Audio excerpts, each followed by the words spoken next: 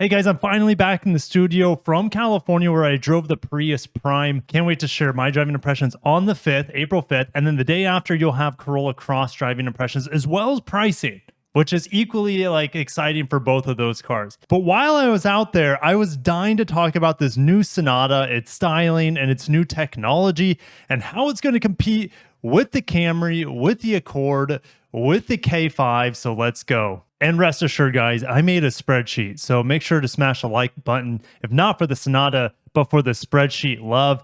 And the new Sonata reborn with sensational styling and class-leading features. I'm a little bit hesitant to get too excited about this vehicle because it might not come to the United States. I know that that's very unlikely, but check this out. So the new model is going to premiere at Seoul Mobility Show in Korea. Well, big surprise, right? It's a Korean car.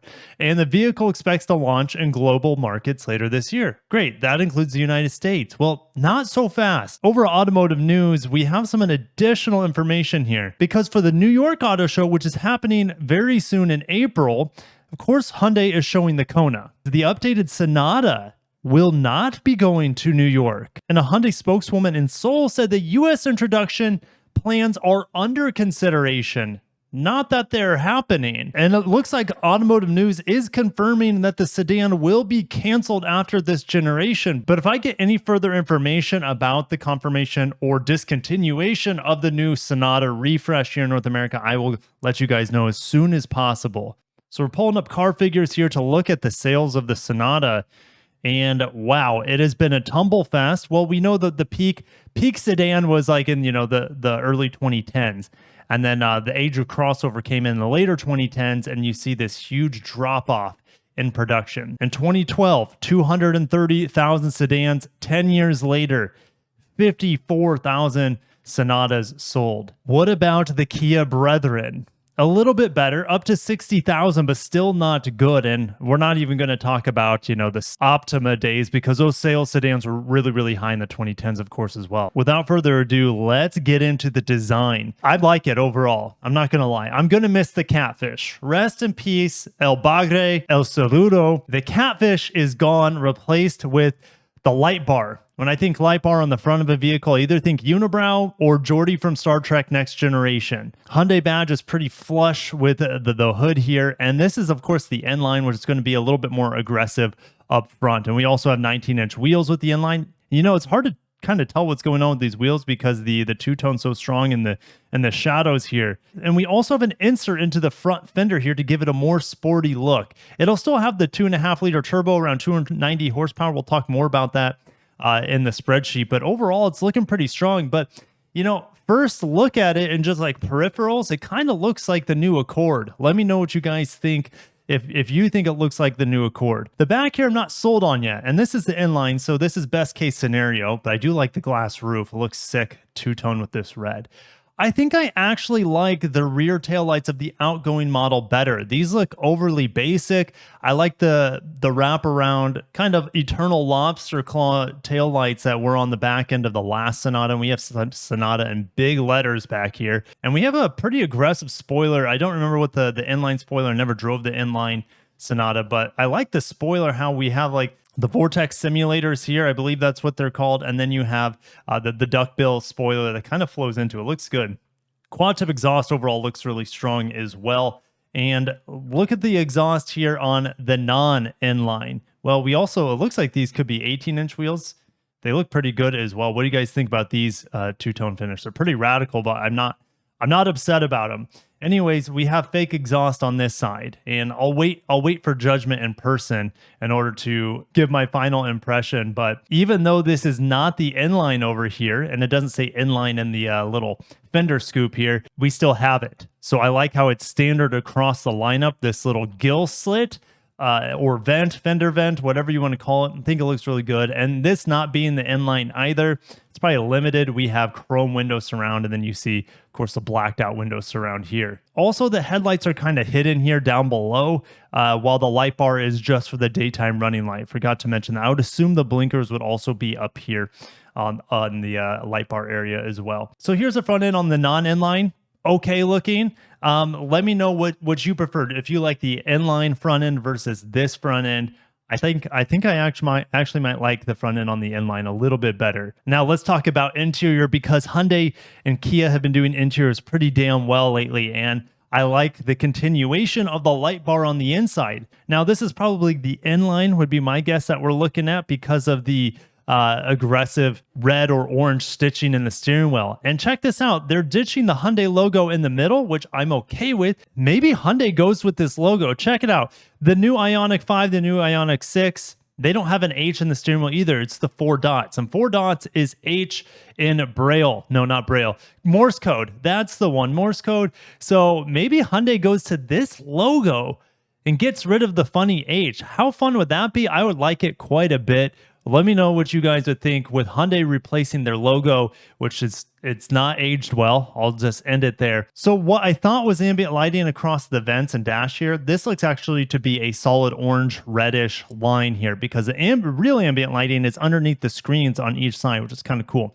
So 12-inch screen here, 12-inch screen here. And this is the new Hyundai software, which I haven't tested yet. It's supposed to be debuting in the new Kona. Pretty amped. And check this out. We have the drive stock on the steering wheel column, just like the Ioniq 5 and Ioniq 6. So you'll be able to see the stock through the steering wheel. Okay, so you have your 360 camera here, brake hold, drive modes, parking brake. So we have lots of knobs here. F yes, thank you Hyundai. Not only volume, we have a tuning knob. We have all the home buttons to mess with the screen here.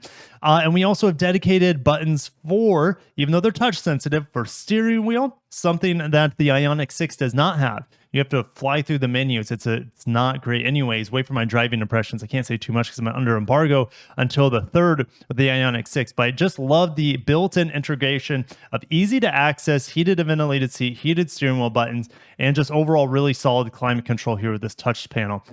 We also have a slew of charging ports here, and this is absolute genius. We have a USB-C here that you can flip a switch and flip it from high amperage charging or standard charging with the data. I've never seen any manufacturer do that before. That is phenomenal. And why do I like that? Well, sometimes I'm plugging devices into the USB-Cs to charge them, like my race box, for example, or my GoPro, but it will automatically connect through the data portion of the USB, and it screws up the interface. Sometimes you can't even record when your GoPro is connected to that. So I love the feature to be able to switch off the data port and just turn it straight into a charger. Now, we'll also, in theory, have wireless Apple CarPlay, wireless Android Auto with this new software, which is the first time we're going to see it on a Hyundai product with these large screens. I guess the Kona would probably have it too when it comes to market. Check out all the additional buttons over here for if you want to turn off the auto stop start. You can also control the height and angle of your headlights. I love that little feature. And obviously this is not the inline here. Now, one little thing that I loved with the Sonata, with the steering wheel, is that you could place your hand right in the middle at the bottom and rest your hand. You can't do that anymore on the steering wheel, but like I said, you can peer through the steering wheel to see your drive select, whether you're in park, neutral, whatever. We also have a fingerprint sensor, which takes up a whole panel and it's very bezel-y, and you're gonna have glossy black reflections hitting you in the face, but that's pretty neat. Who needs a key to start the car? You just have your fingerprint here, kind of like the GV60 from Genesis. And if my rant loving on these USB-Cs wasn't enough, you also have a 12-volt power connector here, wireless charger as well. And we also have this kind of bamboo finish here on the dash, which I like it a little bit better than the more aggressive inline interior. And check it out. Also, no Hyundai badge on the non-inline model. You also have a head-up display on this particular one. So this is probably the limited fully loaded. You got the Bose speaker as well in this top-end model. Of course, the ambient lighting. It looks like this swoop is the same door garnish, door trim as the outgoing model, and that's perfectly fine. Better look at the seats. I don't remember what the Sonata seats exactly look like, but these look pretty nice. And then, of course, the inline seats are going to have increased bolstering as well as some super suede on there of some sort. And with the outgoing Sonata, I'm still digging the rear end here, these rear tail lights better than the new one. The headlights definitely look better now, but it's going to lose its character a little bit. It's almost got like a pug front end. Some people, like my wife, they really love pugs. I think they're hideous. But the thing is, this is kind of like done the opposite for me. I didn't like it at first, but over time, I've come to like the catfish snarl on it because it is so unique. It stands out. And I don't know if with the light bar guys, if it's going to stand out anymore. It might just kind of float into the background. Does it look Better? Yes. Objectively, it looks better. I'll say that. But I kind of miss the character of the Catfish. All right, heading to the spreadsheet. I had to take a quick break because I forgot to put Nissan in there. Sorry, Nissan. All right, so we have the Camry, we have the Accord, we have the Ultima, we have the Sonata, and the K5, all duking it out for the scraps of what's left in the midsize sedan market. Nothing will change with the powertrains on the Sonata. We still have the base 1.6 liter turbo, 180 horse. You're also going to have the hopped up inline, which we also saw a lot of those pictures already, with the 290 horse, 0 to 60 in 5 seconds.